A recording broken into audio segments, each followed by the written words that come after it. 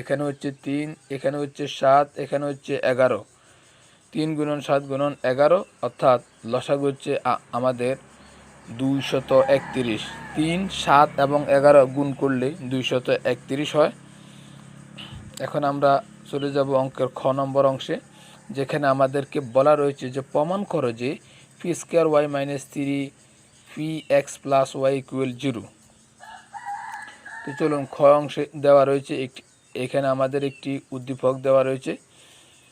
এই উদ্দীপকের মধ্যে একটি মান দেওয়া রয়েছে, এইটা আমরা এটাকে দেওয়া আছে দিয়ে লিখে ফেলবো। এবং এই জায়গায় একটা জিনিস লক্ষ্য করুন, এখানে একটা বর্ণ দেওয়া রয়েছে এবং এই এর হর কিন্তু মনে মনে নিচে আমাদের 1 হবে।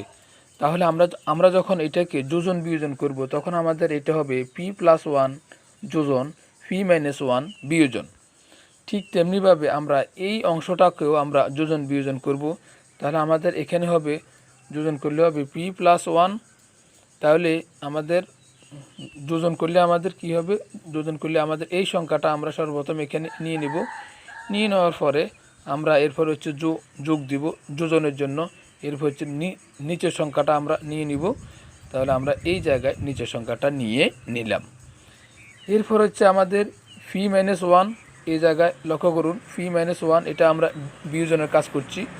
তাহলে বিয়োজন সময় আমরা কীভাবে করব, সর্বপ্রথম এই সংখ্যাটা আমরা আবার নিয়ে নেব। নিয়ে নেওয়ার পরে আমরা মাইনাস দেব, কেননা এটা আমরা বিয়োজনের কাজ করব। এরপর হচ্ছে আবার এই সংখ্যাটা, সর্বপ্রথম উপরের সংখ্যাটা নেব, তারপরে নিচের সংখ্যাটা।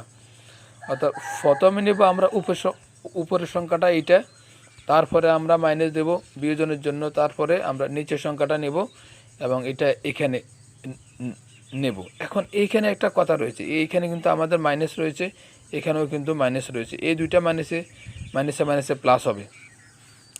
এখন একটা জিনিস লক্ষ্য করুন, এই জায়গায় 3x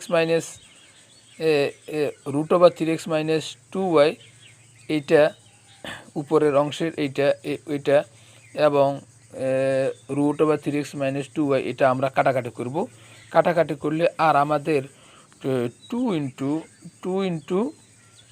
√3x + 2y থাকে উপরে, যেমন এখানে এই একটা দুটা।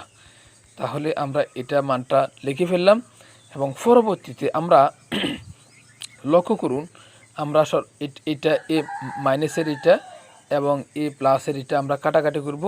কাটাকাটি করার পরে আমাদের এখানে যে দুটা মান থাকে, একটা হচ্ছে এই মানটা, একটা হচ্ছে এই মানটা। তাহলে √3